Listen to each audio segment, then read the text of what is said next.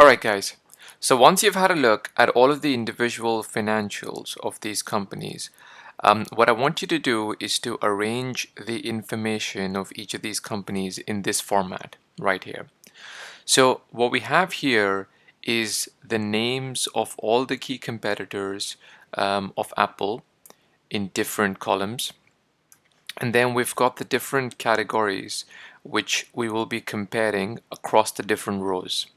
So if you saw the previous course, you'll know that the key categories that we will be comparing are the various elements on the income statement, balance sheet, and cash flow statement. And then also we'll be comparing the different financial ratios.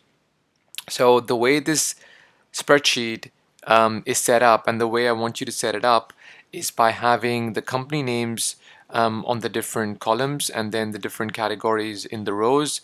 Again, these are the key categories which I know are important, which the financial community looks at when comparing companies across one industry. Then all the data in white are the key reported financials, and the information highlighted in this light green are the financial ratios which have been calculated based on the reported financials. Yeah, so why don't we first go ahead and put the spreadsheet together in this format, and in the next video let's look at analyzing and going in depth into each of these line items. Alright guys, so once we have this Excel spreadsheet set up, let's go into each of these line items. One thing which I hope you would have noticed here is that the companies are organized in ascending order. So we go from Sony, which has a total revenue of 78 billion, and then we move on towards Apple, which has a revenue of 260 billion. Again, in this specific example, I'm using revenue as a proxy of size and scale. You can use different metrics. Typically, you can also use EBITDA, you can use free cash flow, you can even use total assets. So you can use different elements to put a company in different orders. But in this case, I'm using revenue, which is typically the most common proxy for size and scale. So with that, let's go into the individual line items. Firstly, we've already discussed about revenue, but we can see the overall size and scale of these companies. These are massive companies, 78 billion for the smallest company, all the way to Apple, which has 260 billion. So one thing which is quite apparent when we look at Apple's peer group is that it is the largest company in its peer group based on its total sales, which is not surprising because Apple is one of, if not the biggest brand in the world, and it's got different products. While these companies are also extremely successful, they probably do not have the geographical and sector success and expertise which Apple has.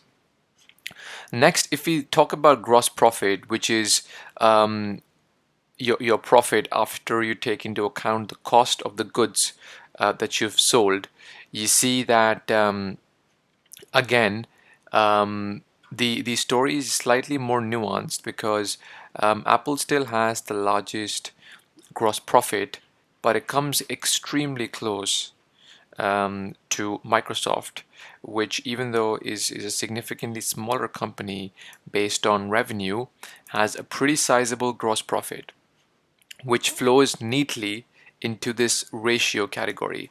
And how have I calculated this ratio? It's effectively your gross profit divided by your revenue.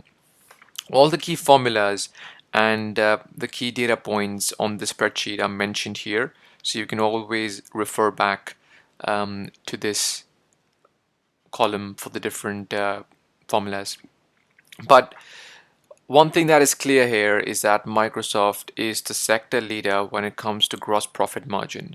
Now, there can be several different reasons for this, but effectively, in one of the key aspects here is that Microsoft's overall cost base is a lot leaner, and it's more of an asset light company when it comes to Apple and Samsung and Dell and Sony, which if you see have got a gross profit margin which is more or less in the same ballpark or in the same threshold, but Microsoft is an extremely more profitable company. Now, when we go one level beyond, we talk about EBITDA, which is your profit after you take into account your cost of goods sold and also the cost of your employee salaries, of your rents, the cost of your overall business.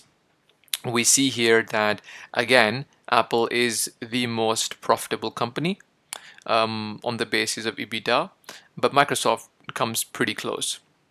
And this also follows neatly the same sort of trend.